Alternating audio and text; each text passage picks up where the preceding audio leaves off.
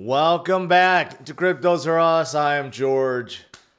We're all George. So, welcome to another Market Open stream. Today, let's talk about what's next for Bitcoin and crypto. Bitcoin may be down, but is it out? Certainly not. But what's the next level? Where is it going to end up? And why is there so much weakness right now? So, let's talk about all these things and everything else that's going on today. All right, let's do it. Welcome, guys. We're starting out the day. The market bell has rung, even though I don't have a market bell. The U.S. market is looking weak today, especially NASDAQ. So I don't know if that's going to help Bitcoin at all.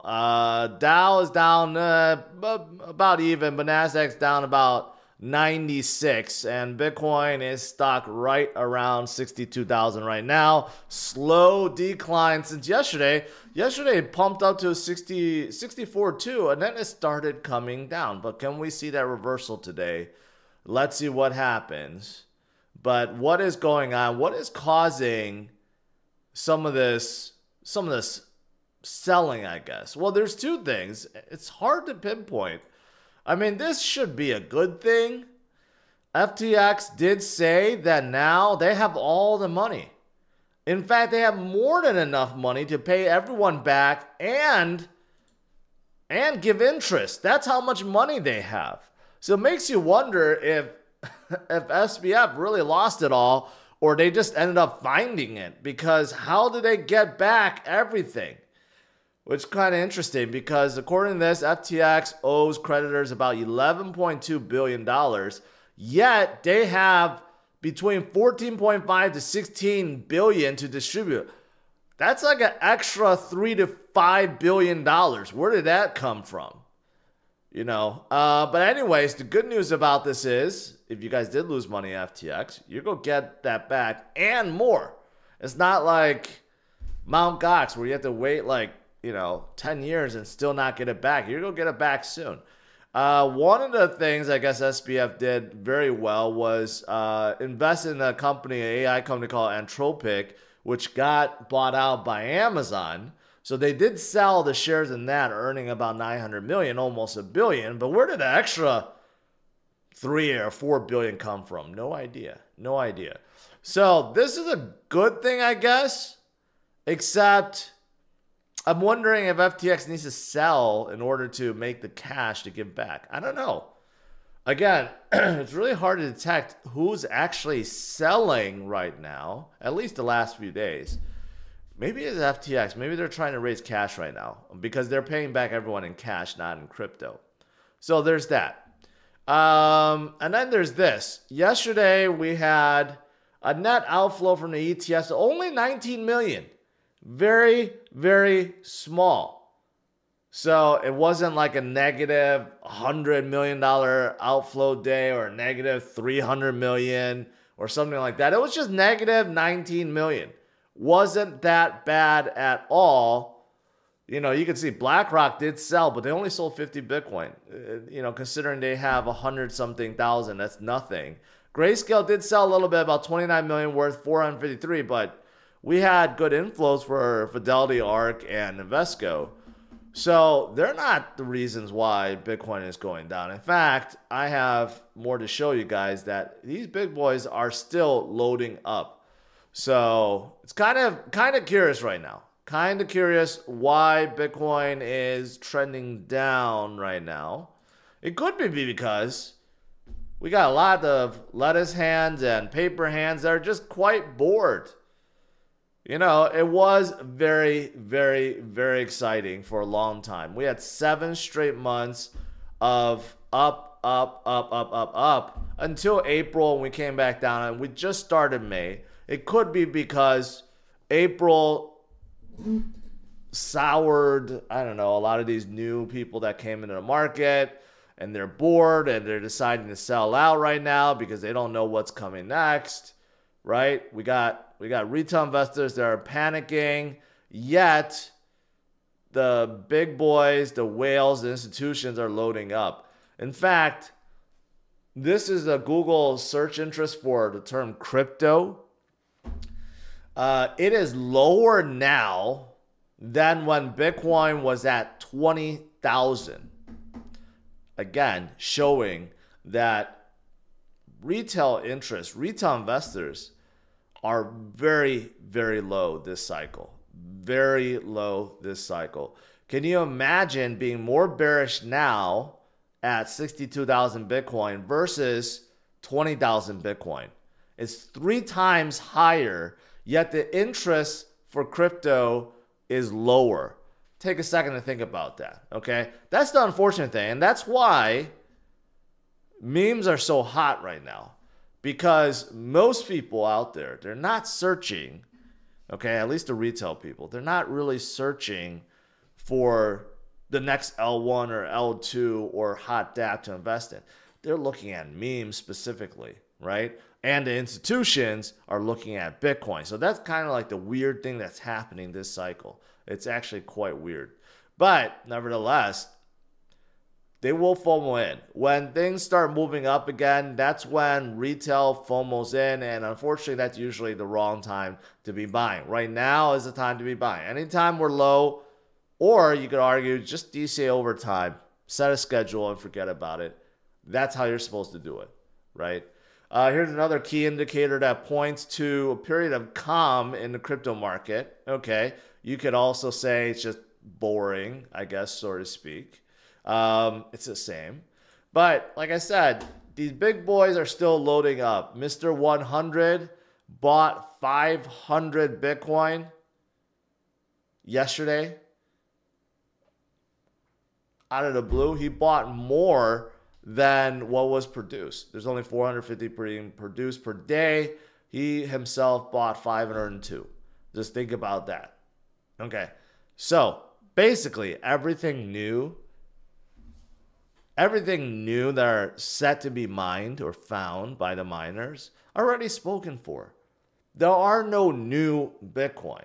You're not going to get your hands on any new Bitcoin. Either Mr. 100 or the miners or Robinhood or Coinbase, they're going to be buying it. And remember, PayPal also, Cash App, we have a lot of fintech companies that need Bitcoin too. So there are no new Bitcoin. They're already spoken for, so to speak. So everyone's fighting for what exists, and there's not that much to go around. I think that's the main key that most people miss. They just don't realize that there isn't that much Bitcoin to go around. There's not even enough for every millionaire in the world. Just think about that. Okay, here's another telling chart. Supply being held by entities with balance of 100 to 1,000 Bitcoin. So I would say that's whale territory. That's quite a lot. And do you see the difference there? Do you see ever since March until now, April, do you see how that just skyrocketed upwards? That tells you something. That tells you something big is around the corner. In fact, it's been trending upwards even more with Bitcoin's price coming down, because this is the time to be loading up. Right? It is actually not coming down. It's going up even more. So, this is what I'm saying. The big boys, the whales, institutions, they're still buying. Unfortunately, it just seems like the lettuce hands, the retail investors, are not. And that sucks. All right, what else is there? Let's see. The hash rate of Bitcoin, part of the growing fundamentals, is still sky high. Do you notice something? And I've said this before many times. Bitcoin's price always trails the hash rate, and then it catches up. Look at it in 2020. When it caught up, Bitcoin's price was basically identical to the hash rate. But look at where it is now versus the price. You can make an argument that Bitcoin right now, if it caught up, it should be around $265,000 already. See, Bitcoin is the only crypto where the price trails the hash rate. It's the only one. Any other mineable crypto, it's the opposite. Okay. But with Bitcoin, the miners know that this is the future. They're going to continue to mine. And the more they mine, the more difficulty goes up and the hash rate goes up. And Bitcoin, you know, it always catches up. So just wait. Wait until Bitcoin hits that parabolic phase and starts moving upwards. And that's when it will catch up 1-to-1, just like it did in the last cycle. Look at 2021. Look at how closely Bitcoin's price followed the hash rate. It will catch up again. And that's when Bitcoin will be above 6 digits, 200, 300, 400, 500,000, possibly by the end of this cycle. So definitely not time to be getting out of the market. Okay. Last few things I'll show you guys about Bitcoin.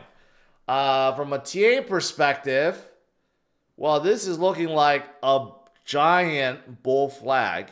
And sometimes, yes, in bull flags, you do trend down. In fact, I take that back. In every bull flag, you trend downwards because that's how you make a flag. That's the pattern. Okay, it's not sometimes you go down. Every time you go down, right? But the good thing about bullish flags is after you finally break out of the flag, that's when you hit a new level and continue upwards. Okay. Now, you may be wondering, well, what's the next level? Where are we going?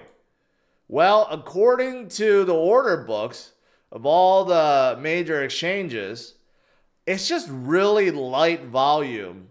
There's not a whole lot of orders until 70,000 plus.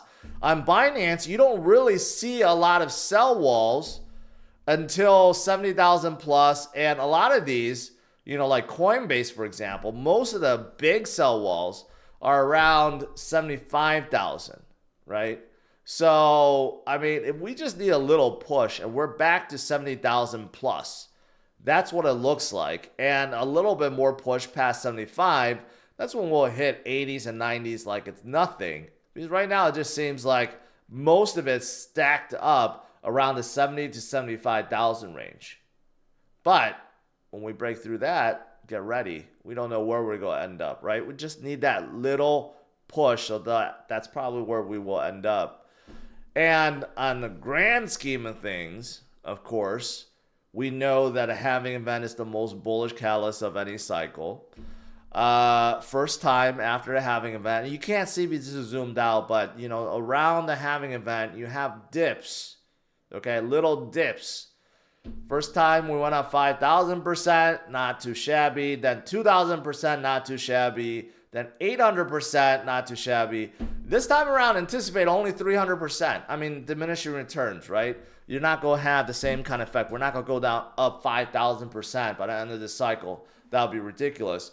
But even at 300%, Bitcoin is like 250 to 300,000, just like the chart before that I showed you guys.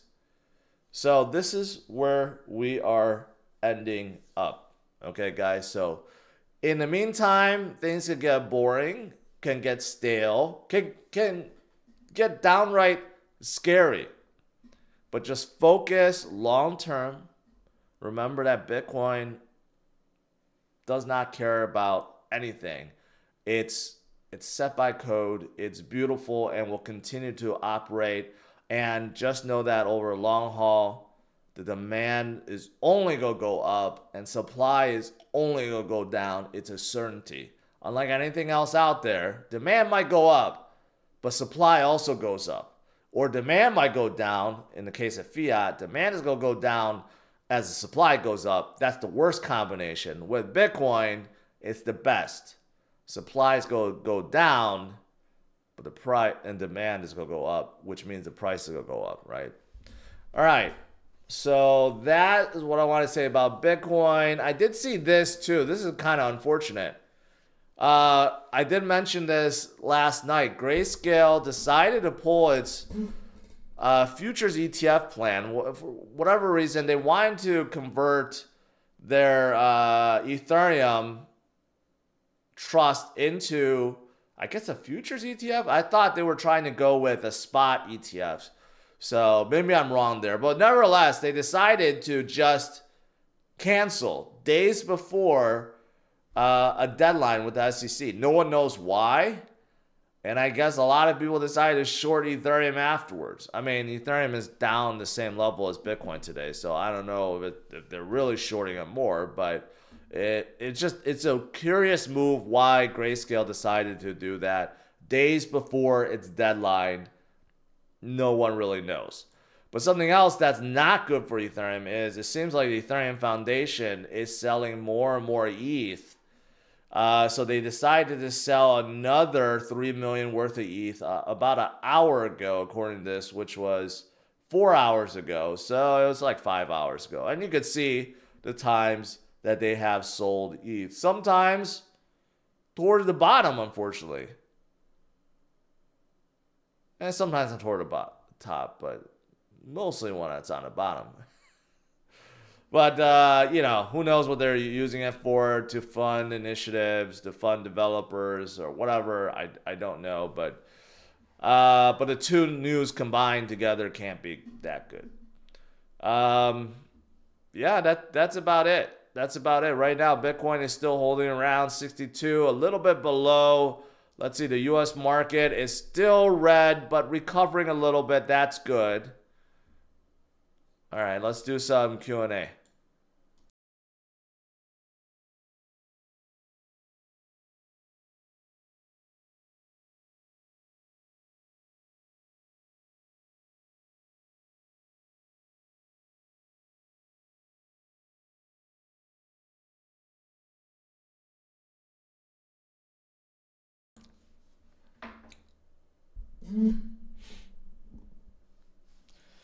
To clarify, meme coins,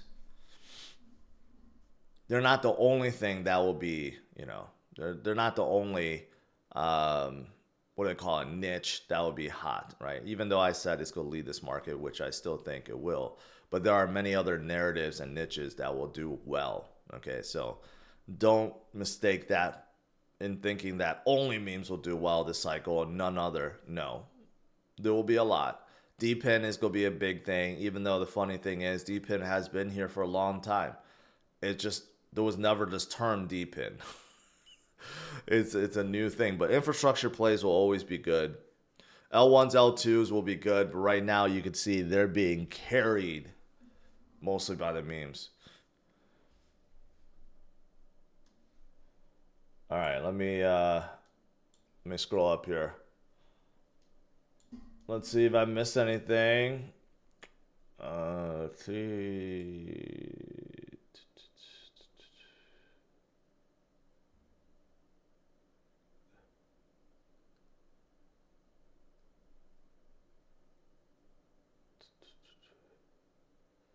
Jockey says, I found the FTX claim process to be massively overly complicated and have given up on it.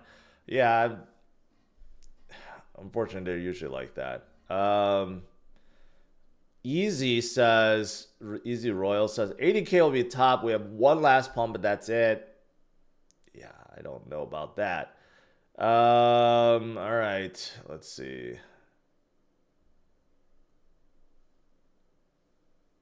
Patrick says because we are peasants, can't afford to live anymore. Let's see.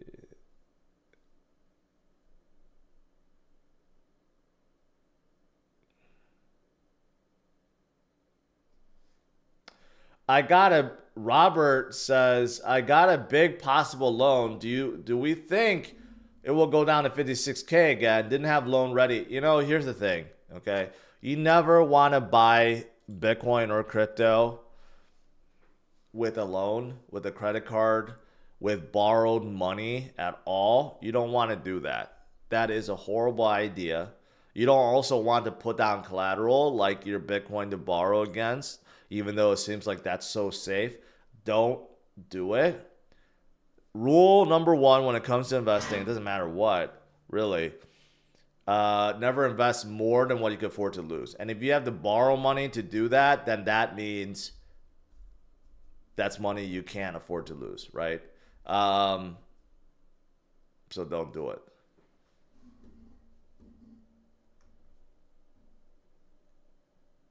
Chris is from Canada. What's up? Jose, thank you for that. JG Lee says, glad you're putting a Cybertruck on hold. Why are you glad? I'm just curious, what's your reason why you're glad? Hoshi, new member, welcome.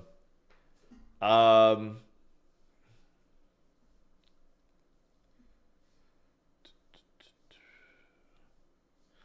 deep into 2025 do you think the bull run will go? I don't know. A lot of people think, the cycle is going to be cut short or something. I don't think so. I think it's going to be the same. It's going to continue toward the end of 2025. I really don't think it's going to change.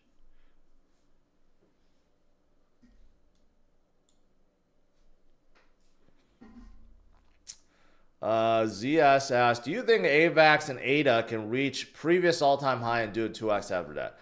There's a good chance. I think there's a good chance they can. Because in bull markets, anything happens. So, yes. But I'm more bullish on AVAX right now.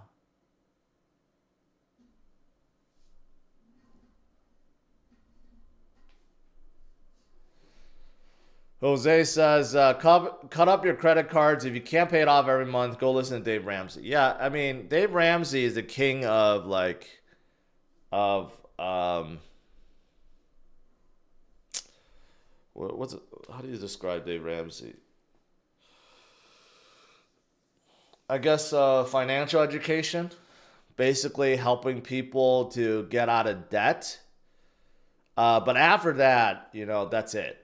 He basically teaches everyone to get out of debt and just save and save and save and save and save more and never invest in risky investments like crypto and Bitcoin. Even though he knows about it, he probably owns some. But he's really good at helping people just simply get out of debt. But yeah, I mean, it's obvious, right? If you have a lot of credit card debt, that's the number one thing you get rid of. Why would you want to pay 25 or 28 or 35% in interest? That's ridiculous, right? So before you start investing, just pay off your credit card debt. Figure out a way to do so. Either get a side hustle or a side job. How about spending less every month? How about cutting back some Starbucks coffees or movies or whatever? Maybe don't get a new car. Use your old one for a little bit longer. Negotiate with the credit card companies even. You could do that. I mean, do whatever it takes to get out of credit card debt. And then you'll find yourself a lot freer. And then you could actually start saving money to invest, right? But what you don't want to do is say, oh, I'm going to buy some Bitcoin with my credit cards. That's horrible. You don't want to do that.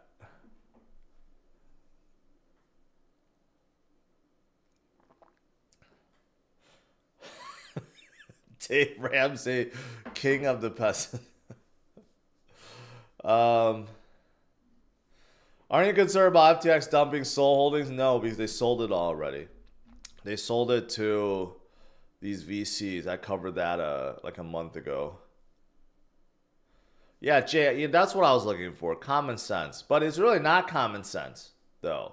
A lot of people don't have financial common sense. Not something that schools really teach. Schools teach you subjects so that you can go work for someone, right? They don't really teach you to be an entrepreneur. They don't really teach you to be financially free. They don't really teach you about how to control your finances, for example. And that's unfortunate, I guess.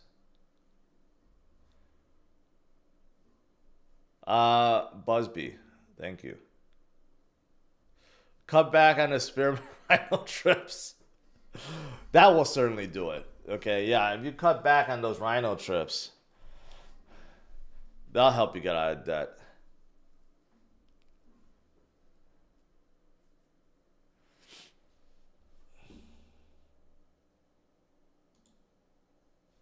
Okay, we got a little Little bounce here.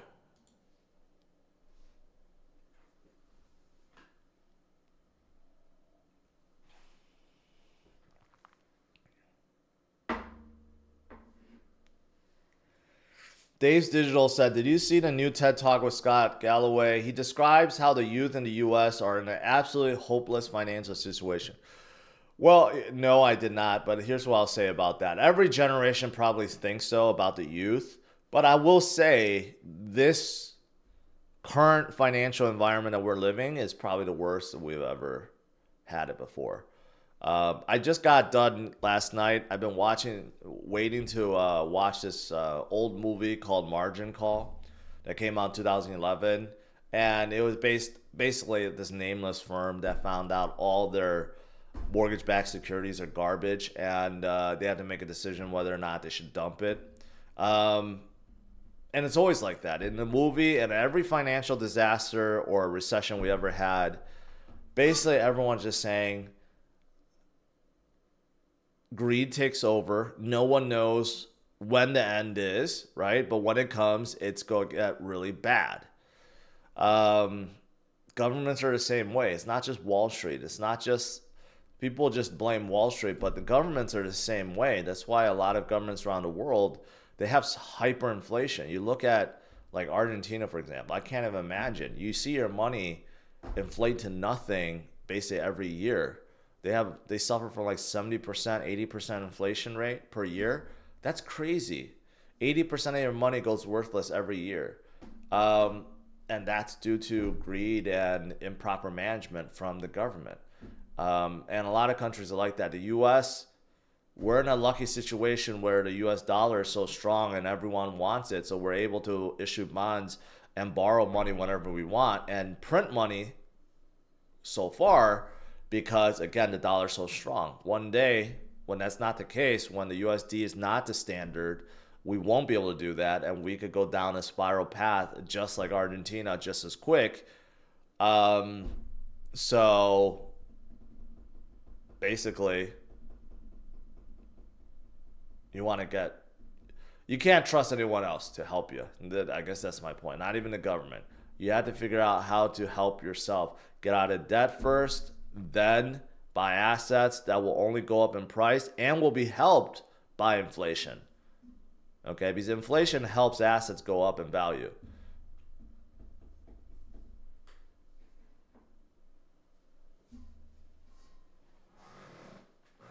Callum, long-term holder, am I being stupid not staking? No, you're leaving some money on the table. That's fine. But you're not stupid. As long as you're holding, you're investing, you're good.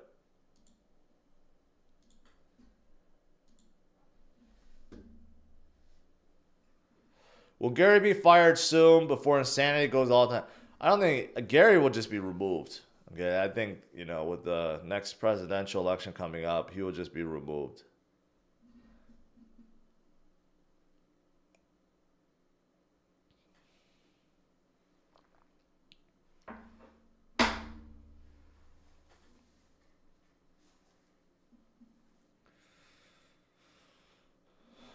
Billionaire Ben Mala does the opposite of Dave Ramsey. First of all, he's not a billionaire, but he is a centimillionaire. He's extremely rich. I mean, here's the thing with Dave, right? Dave's primary mission is to help people get out of debt, which is great because most people in the U.S. are faced with enormous amounts of debt. So that's great. But after people get out of debt, he really has nothing to say, right? He advises against every kind of investment there is, even though Dave himself is insanely rich from real estate. But if you were to call in and say, well, I'm thinking about investing in real estate, he'll probably turn you down. Just like people that have said, I want to invest in Bitcoin, and he'll just laugh you out of the phone call. I think that's the only problem I have with Dave is because his stick is to basically, get people out of debt, which is great. But what happens when they get out of debt and now they're able to invest? And he doesn't really say much about it. I'm sure he knows because he's so insanely rich, but that's not what he does. And that's when you have to figure it out on your own, or listen to me, or listen to everyone else out there that's investing.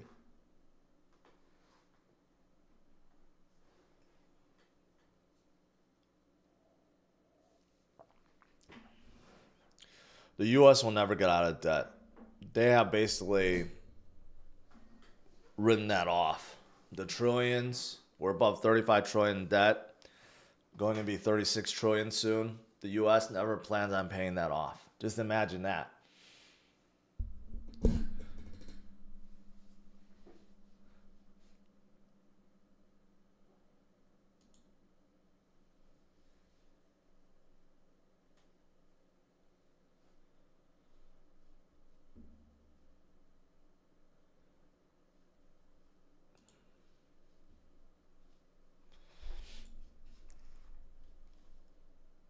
Stacks. Someone's asking about stacks. Stacks basically mimics Bitcoin's movement. So you look at Bitcoin, look at stacks, right?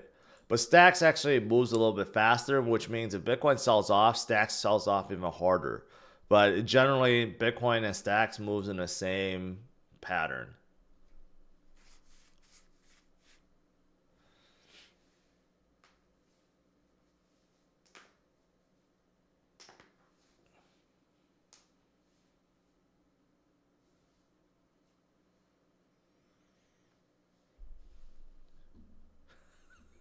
Can Nick sweep? I don't know. Yeah, I guess so.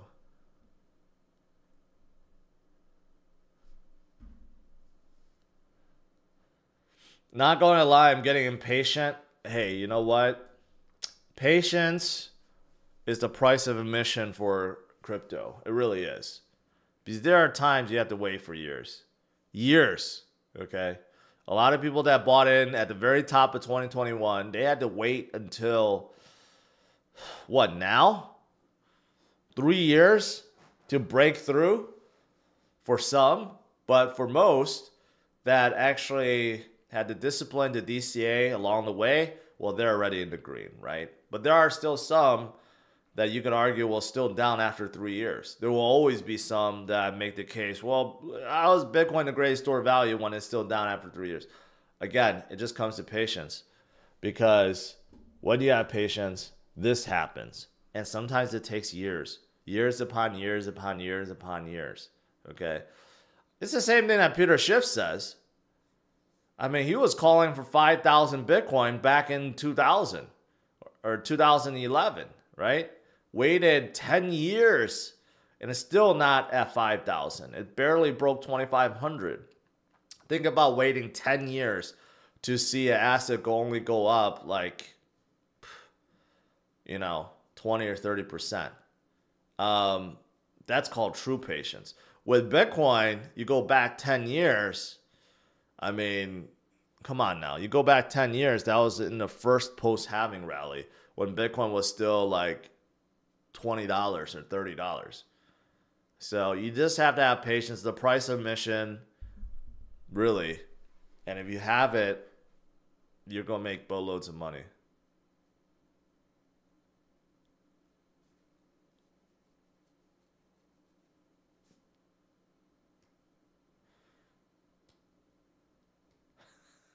Pizza said, I'm going to zero or millionaire. I'll never sell. Pretty good. It's a pretty good motto. Motto. What else? What else can I show you guys? I don't know.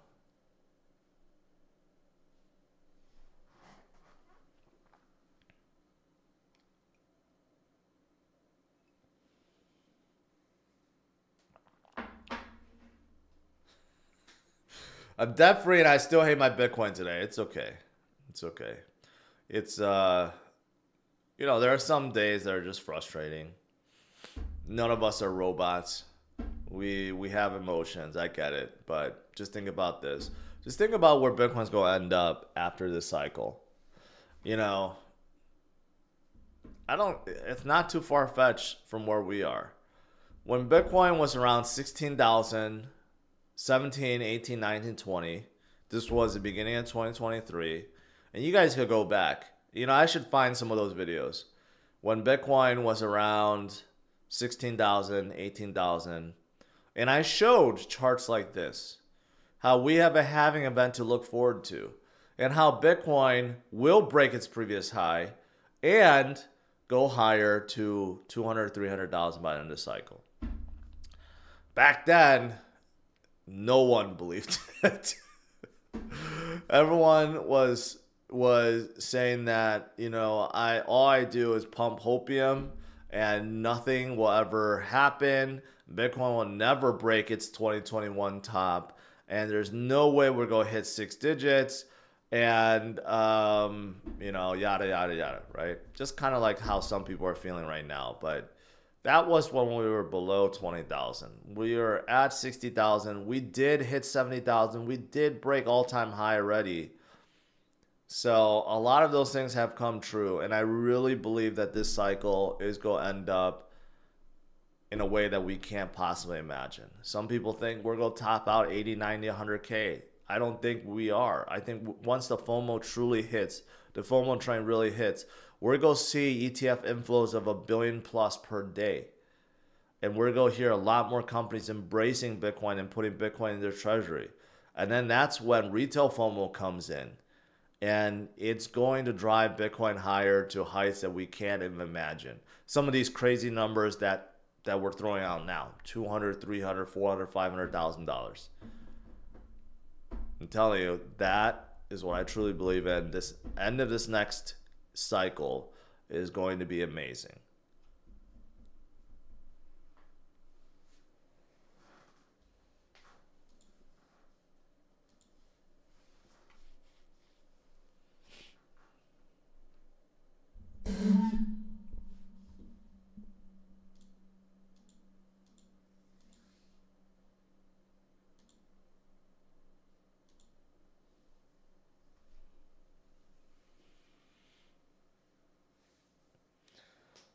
Did I watch the movie Civil War? No, it looks interesting.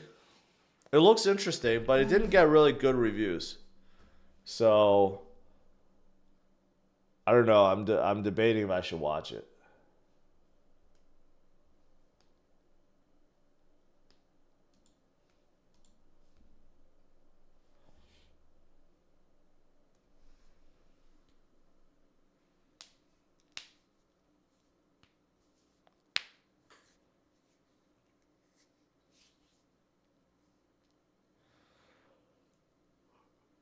Angela's asking, will you return to Dubai? What do you think of the city? I mean, the city is okay, except when I went there, it was, you know, half flooded. But I enjoyed my time. I'll probably go back sometime. I may go back. I may not go to Dubai. I may go to Abu Dhabi end of this year. There may be another crowded combat fight there. So I may go back. How do we avoid IRS confiscating our gains? We don't want to end up like Roger Ver. Easy. Pay your taxes. Pay your taxes. Don't try to hide your taxes from the IRS. That's really easy. And you rather do it now than later, right? Because you do it now, you have less gains than later when you become a multimillionaire or a centimillionaire or a billionaire like Roger Ver. And then the consequences will be a lot worse. Now, I don't know if you really did it, right? I actually met Roger in Dubai. Very nice guy. And he enjoys fighting. I don't know if what they're saying is true, but I'm just saying, if you want to avoid trouble with IRS, just pay your taxes. It's that simple. Thoughts on Credifi, RWA project? Never heard of it.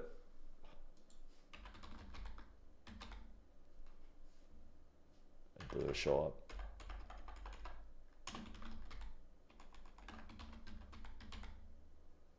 Yeah, it doesn't show up.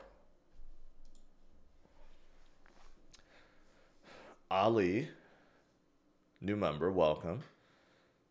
Chris says, I just got my Tesla Model 3, love it. Next up, Model S. I'm glad you like it, but don't ever trade it in because you're going to hate the depreciation.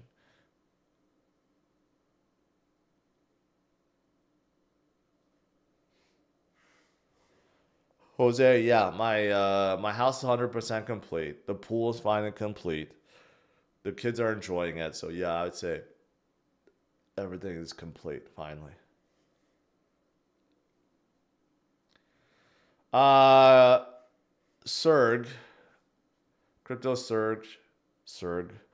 We were on the topic of supercars yesterday. My question to you is, what do you consider supercar? Horsepower and amount of worth of the car. The amount. You could have a very old car that's worth millions and have like 200 or less than 200 horsepower, right? But if we're talking about modern cars, of course, you have to put in horsepower in there. But supercars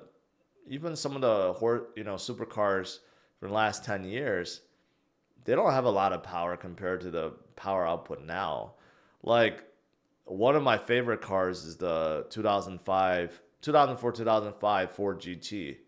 Um, you know, those are going for 300, 400, 500,000, but it only has 550 horsepower. I mean, that's really tame to today's standards, but I would love to get that car. It has a 6-speed manual. It's supercharged. It still looks absolutely gorgeous. So that's an example, right? I want to see your food pantry in your new house. It's pretty messy, but it's nice because it's just so big. We just throw everything in there.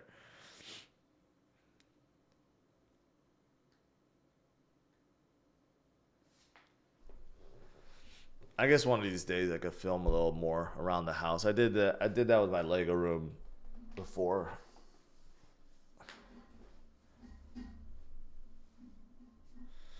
Mid-mile sports car market has tanked. So many insane deals. You know, the thing is, only on cars that are not popular. The popular cars, they're still super expensive. Like I always just randomly browse for a 911 GT3 or a new Turbo S. Have they come down in price? No, they're still insanely expensive. G-Wagons really didn't come down in price. Urus came down a little bit. Cullinans came down a little bit, but still very expensive.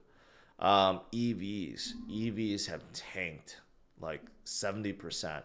If you want to buy an EV car, this is the time to do it, and you could probably negotiate. Just buy a used 1 or 2 year old EV. You get 70% off. Do you think NVIDIA earnings will give a boost to AI coins? Yeah, I do. I think NVIDIA is going to kill it. NVIDIA is the one stock I really wish I had.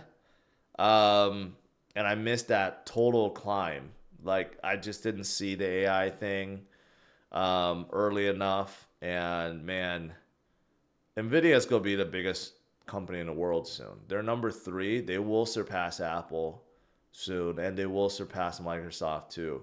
They will become the world's largest company by market cap, and that's because they're the only ones. They have a virtual monopoly on GPUs and that software stack. And every single company that's going to get bigger and more into AI will buy NVIDIA chips.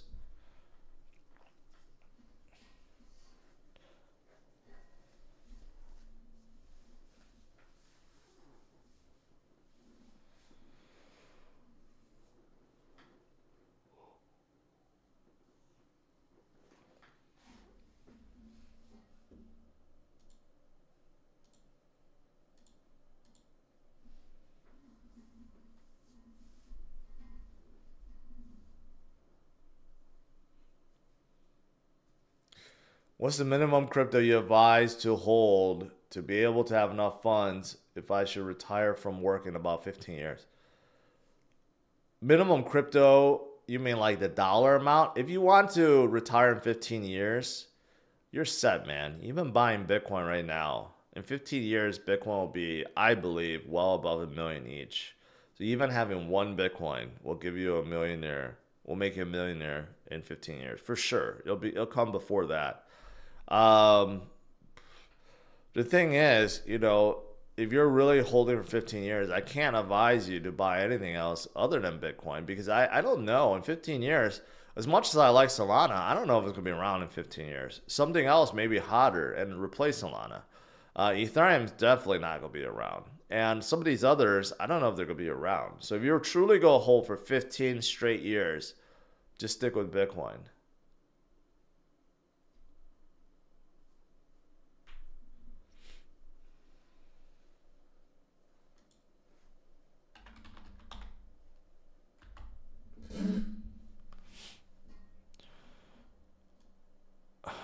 Credify. Innovative lending for real world impact. Why does it take so long to just load? I feel like I know this company somehow. It sounds familiar.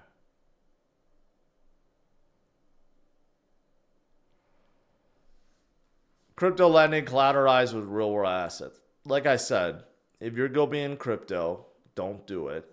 Don't put down collateral to borrow against it, okay? That has led to many, many, many people getting absolutely wrecked when we were in crypto winter. But as for a business, I guess, if they are who they are, then I guess, I don't know. It could be good. But, you know, a lot of these are not regulated. So whether or not they are over collateralized, whether or not they actually have the funds and so forth, right? These are kind of questions that a lot of people didn't ask about with FTX and others when they collapse. So it's just not my type of project.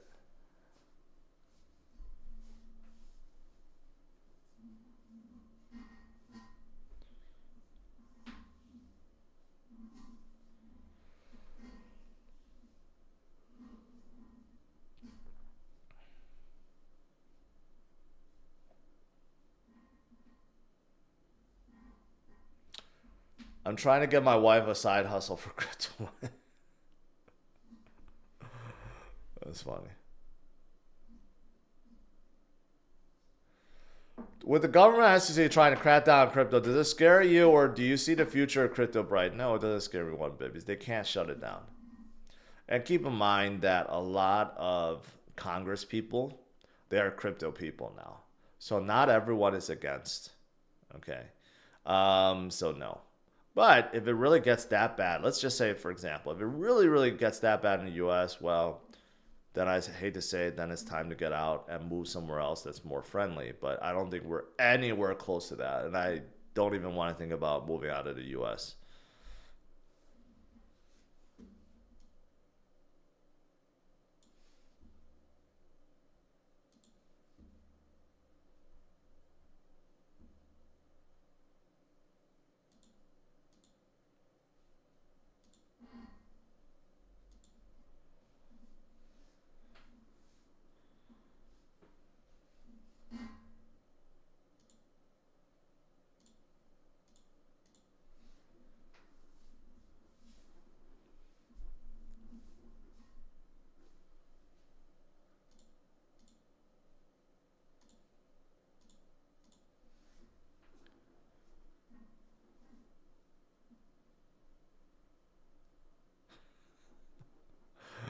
Jose, you got that right. As long as you're attractive. All right, guys. So to conclude, what's next for crypto? A lot of great things. Okay, but if you're looking for a next level, let's see what happens today. Bitcoin is still hovering sideways. US market is turning around, so that's pretty good. But you know what? Look at the order book for Bitcoin. I mean, there's really little going all the way up to $70,000. We just need that one little push and we're right back up. So don't be discouraged. Stay strong, my friends. And I'll see you guys tonight, 8:30 p.m. Central Standard Time as always. Last question. No P says, any thoughts on Ryan Mara this bull run? I think it's better. If you want to buy a stock, a crypto-related stock, MicroStrategy is the best one out there. It has outperformed all of them, all the miners, even outperformed Coinbase, it outperformed even Bitcoin.